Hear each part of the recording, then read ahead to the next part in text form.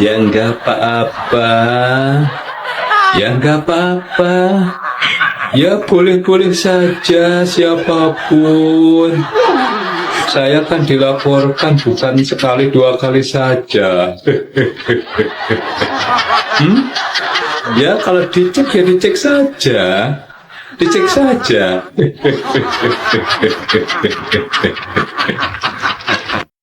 Assalamualaikum warahmatullahi wabarakatuh. Waalaikumsalam. Saya ingin bertanya kepada Mas Gibran, apa saja kiat sukses untuk generasi muda di masa depan, yang dimana nanti kita akan di beberapa tahun kemudian nanti kita akan melewati, mengalami dan mendatangi masa itu. Jadi mohon tipsnya kepada Mas Gibran atas kiat sukses untuk generasi muda di masa depan. Wassalamualaikum warahmatullahi wabarakatuh. Pertanyaannya general sekali. Pokoknya belajar yang rajin. Besok ujian kan, belajar. Dah, sama nurut sama Pak Kiai, dah dua itu cukup ya. Dah itu aja kiat sukses, apalagi ya. Nggak ada kiat sukses yang lain ya. Cukup.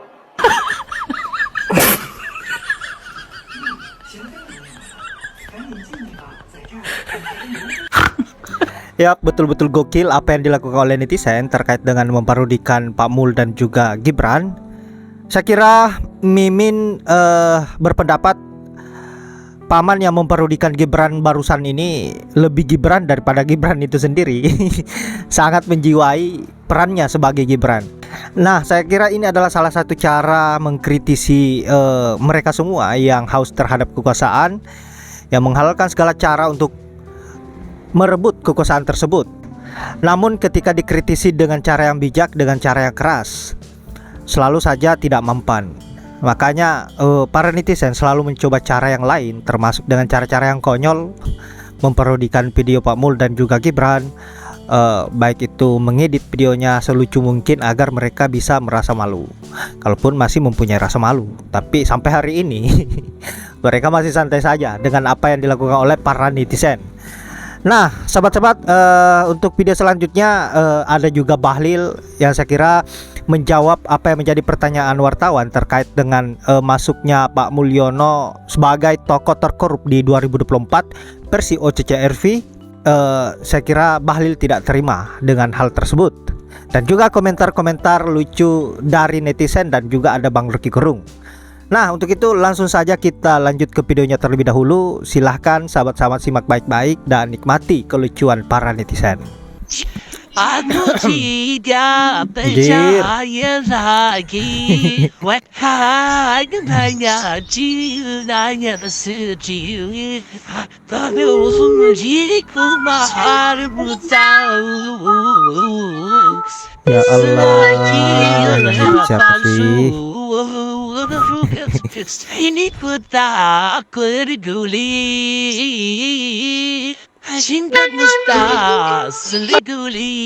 Nah, nama Pak Jokowi masuk di OCCRP, dari tanggapannya gimana Pak Bahlil? Saya nggak ngerti juga lembaga itu ya. Dan Jilat terus, jilat. Masa negara kita diatur oleh negara lain atau lembaga lain? Buktinya kan nggak ada sesuatu yang seperti apa yang diberitakan di lembaga posisi itu. Jadi saya nggak terlalu pusing lah dengan itu. Artinya tidak sepakat kalau Pak Jokowi masuk ke tokoh terkorup ya? Loh, bagaimana mau sepakat? Emang ada apa dengan urusan hukum beliau? Kan nggak ada apa-apa.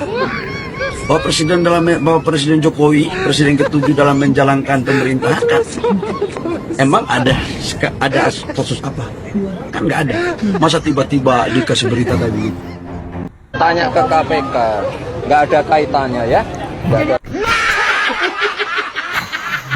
Sama aja 11-12 tuh sama bapaknya.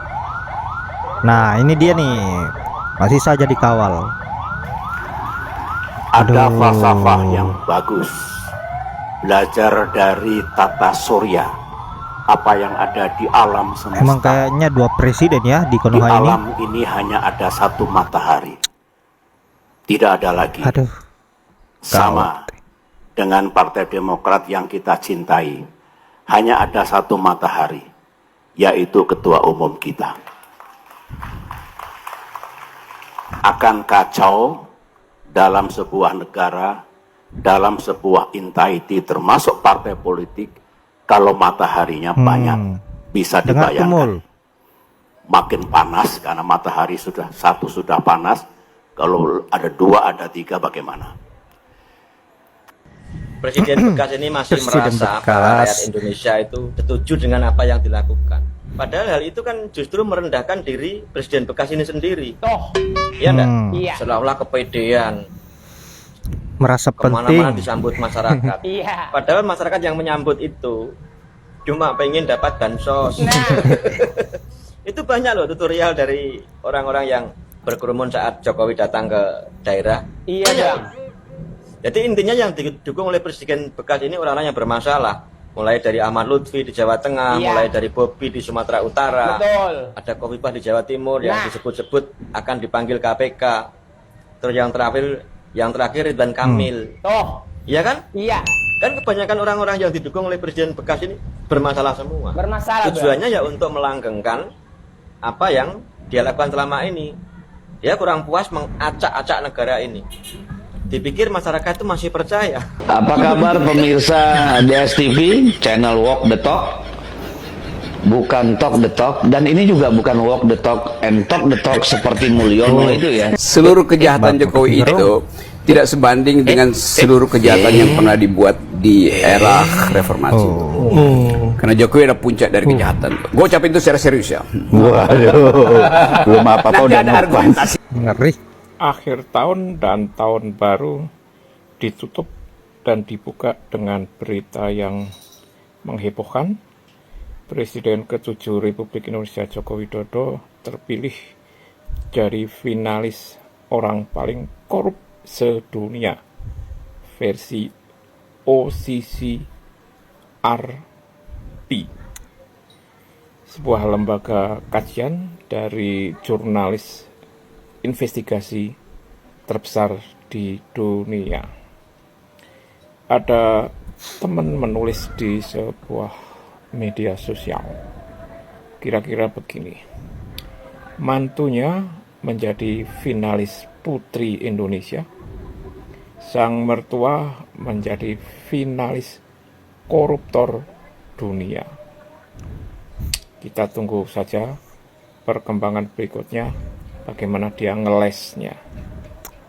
Salam logika.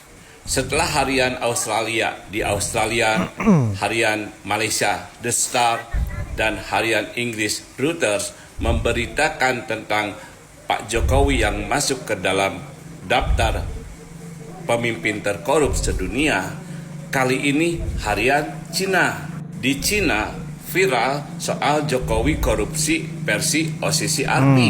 Yang disoroti oleh harian Cina malah bukan korupsinya Pak Jokowi, tetapi pembelaan para buzzer Jokowi yang dianggap sangat aneh. Ya, maklumlah 58% gitu loh yang hidupnya dari bansos. Di Indonesia mah nggak aneh. Membela dulu membabi buta, benar salah tergantung bansos. Yap, sepakat, benar salah tergantung bansos. Semakin besar bansosnya, semakin besar juga pembelaannya. Semakin besar jabatan yang diberikan, semakin besar juga semakin besar juga penjilatnya. Seperti Bahlil, Erlangga, dan yang lain-lain. Saya kira itu tidak mengagetkan kita semua. Pada intinya mereka sudah dibuat kenyang, makanya tidak bisa lagi berpikir secara jernih. Dan otomatis sudah merasa berutang budi pada Pak Mul, makanya mereka selalu membela mati-matian. Entah sampai kapan hal-hal yang seperti ini terjadi. Semoga saja semua ini bisa segera berakhir, agar sebagian rakyat Indonesia tidak lagi menderita seperti sekarang ini. Nah, sahabat-sahabat, saya kira hanya itu. Terima kasih sudah menyempatkan diri untuk menonton. Semoga apa yang saya bisa bermanfaat dan juga menghibur sahabat-sahabat dengan beragam komentar para netizen dan juga Bang Rocky Gerung terhadap Pak Mul. Dan saya akhiri dengan ucapan wallahul muwaffiq ila aqwamit thoriq. Assalamualaikum warahmatullahi wabarakatuh.